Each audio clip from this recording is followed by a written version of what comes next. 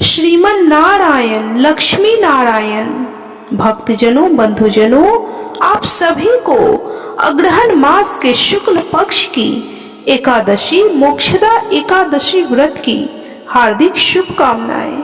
आप सभी का आपके इस चैनल ब्राह्मण देव कन्या में बहुत बहुत स्वागत है। आज हम इस वीडियो में अग्रहण मास के शुक्ल पक्ष की एकादशी मोक्षदा एकादशी व्रत की कथा सुनेंगे। बंधुओं, कभी भी कथा आधी अधूरी ना सुने, कथा संपूर्ण सुना करें, नहीं तो इससे आपको कोई भी पुण्य फल प्राप्त नहीं होगा। तो चलिए कथा शुरू करते हैं। बोलिए जय श्री कृष्णा, जय श्री कृष्णा, जय श्री कृष्णा। युधिष्ठिर बोले, हे देव देवेश्वर, मार्गशीर्ष मास के शुक्ल पक्ष में कौन सी एकादशी होती है, उसकी क्या विधि है तथा उसमें किस देवता का पूजन किया जाता है? हे स्वामी, यह सब यथार्थ रूप से बताइए। भगवान श्री कृष्ण ने कहा, हे नृप श्रेष्ठ, हे युधिष्ठिर, मार्गशीर्ष मास के शुक्ल पक्ष की एकादशी का वर्णन करूंगा, जिसके श्रवण मात्र से वाजपेय यज्ञ का फल मिलता है। उसका नाम मोक्षदा एकादशी है, जो सब पापों का अपहरण करने वाली है। हे राजन, उस दिन यत्न पूर्वक तुलसी की मंजरी तथा धूप दीप आदि से भगवान दामोदर का पूजन करना चाहिए। पूर्वोक्त विधि से ही दशमी और एकादशी के नियम का पालन करना चाहिए। मोक्षदा एकादशी बड़े बड़े पातकों का नाश करने वाली है। उस दिन रात्रि में मेरी प्रसन्नता के लिए नृत्य गीत और स्तुति के द्वारा जागरण करना चाहिए। जिसके पितर पापवश नीच योनि में पड़े हों, वे इस एकादशी का व्रत करके इसका पुण्य दान अपने पितरों को करे तो पितर मोक्ष को प्राप्त होते हैं। इसमें तनिक भी संदेह नहीं है। पूर्व काल की बात है, वैष्णवों से विभूषित परम रमणीय चंपक नगर में वैखानस नामक राजा रहते थे। वे अपनी प्रजा का पुत्र की भांति पालन करते थे। इस प्रकार राज करते हुए राजा ने एक दिन रात को स्वप्न में अपने पितरों को नीच योनि में पड़ा हुआ देखा। उन सबको इस अवस्था में देख कर राजा के मन में बड़ा विस्मय हुआ और प्रातःकाल ब्राह्मणों से उन्होंने उस स्वप्न का सारा हाल कह सुनाया। राजा बोले, हे ब्राह्मण देव, मैंने अपने पितरों को नरक में गिरा हुआ देखा है। वे बारंबार रोते हुए मुझसे यूं कह रहे थे कि तुम हमारे तनुज हो, इसलिए नरक समुद्र से हम लोगों का उद्धार करो। द्विजवरों, इस रूप में मुझे पितरों के दर्शन हुए हैं, इससे मुझे चैन नहीं मिलता। क्या करूं, कहाँ जाऊं? मेरा हृदय रूंधा जा रहा है। द्विजोत्तमों, वह व्रत, वह तप और वह योग जिससे मेरे पूर्वज तत्काल नरक से छुटकारा पा जाएं, बताने की कृपा करें। मुझ बलवान तथा साहसिक पुत्र के जीते जी मेरे माता पिता घोर नरक में पड़े हुए हैं, अतः ऐसे पुत्र से क्या लाभ है? ब्राह्मण देव बोले, हे राजन, यहाँ से निकट ही पर्वत मुनि का महान आश्रम है। वे भूत और भविष्य के भी ज्ञाता हैं। हे नृप श्रेष्ठ, आप उन्हीं के पास चले जाइए।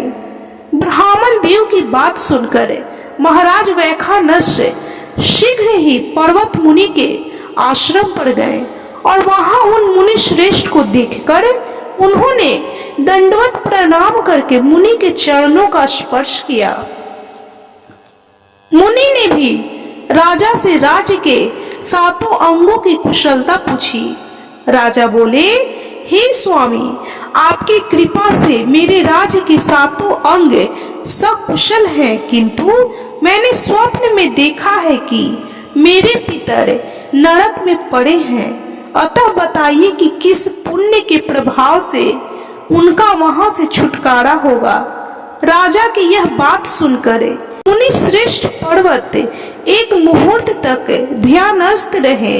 इसके बाद वे राजा से बोले, हे महाराज, मार्गशीर्ष के शुक्ल पक्ष में जो मोक्षदा नाम की एकादशी होती है, तुम सब लोग उसका व्रत करो और उसका पुण्य पितरों को दे डालो। उस पुण्य के प्रभाव से उनका नरक से उद्धार हो जाएगा। भगवान श्री कृष्ण कहते हैं, हे युधिष्ठिर, पर्वत मुनि की यह बात सुनकर राजा वैखानस पुनः अपने घर लौट आए। जब उत्तम मार्गशीर्ष मास आया, तब राजा वैखानस ने पर्वत मुनि के कथनानुसार मोक्षदा एकादशी व्रत करके उसका पुण्य समस्त पितरों सहित पिता को दे दिया। पुण्य देते ही क्षण भर में आकाश से फूलों की वर्षा होने लगी। वैखानस के पिता पितरों सहित नरक से छुटकारा पा गए और आकाश में आकर राजा के प्रति यह पवित्र वचन बोले, बेटा तुम्हारा कल्याण हो। यह कहकर वे स्वर्ग को चले गए। हे राजन, जो इस प्रकार कल्याणमयी मोक्षदा एकादशी का व्रत करता है, उसके पाप नष्ट हो जाते हैं और मरने के बाद वह मोक्ष प्राप्त कर लेता है। यह मोक्ष देने वाली मोक्षदा एकादशी मनुष्यों के लिए चिंतामणि के समान समस्त कामनाओं को पूर्ण करने वाली है। इस महात्म्य के पढ़ने सुनने से वाजपेयी यज्ञ का पुण्य फल प्राप्त होता है। पिता के प्रति भक्ति और दूसरों के लिए पुण्य अर्पित करने की अनुपम गाथा है यह कथा। इस एकादशी का व्रत केवल व्रत करने वाले प्राणी को ही नहीं, बल्कि उसके पितरों का भी भला करता है। अपने किसी सगे सहोदर मित्र बंधु को भी इस व्रत का फल अर्पण करने से उसके भी पापों व क्लेशों का नाश हो जाता है। जो साधक माता पिता में ईश्वर को देखते हैं, भगवान श्री हरि विष्णु की असीम अनुकंपा से उनकी समस्त कामनाओं की सिद्धि होती है। इस प्रकार मोक्षदा एकादशी व्रत की यह कथा संपन्न हुई। तो बोलिए भगवान श्री हरि विष्णु की जय, माता लक्ष्मी की जय, भगवान श्री कृष्ण की जय, समस्त देवी देवताओं की जय। इस कथा को सुनने वाले सभी भक्तों पर भगवान श्री हरि विष्णु की असीम कृपा प्राप्त हो। उनके जीवन के सभी दुखों को, सभी कष्टों को भगवान श्री हरि विष्णु दूर करें। भक्तजनों, आपको यह कथा कैसी लगी कमेंट जरूर करें। यदि आपको यह कथा अच्छी लगी हो तो प्लीज वीडियो को लाइक कीजिए। चैनल पे यदि नए हैं तो कृपया चैनल को सब्सक्राइब करें, बेल आइकन को प्रेस करना बिल्कुल भी ना भूलें और कमेंट में जय श्री हरि विष्णु, जय श्री कृष्णा, जय माता तुलसी, जय माता लक्ष्मी अवश्य लिखें।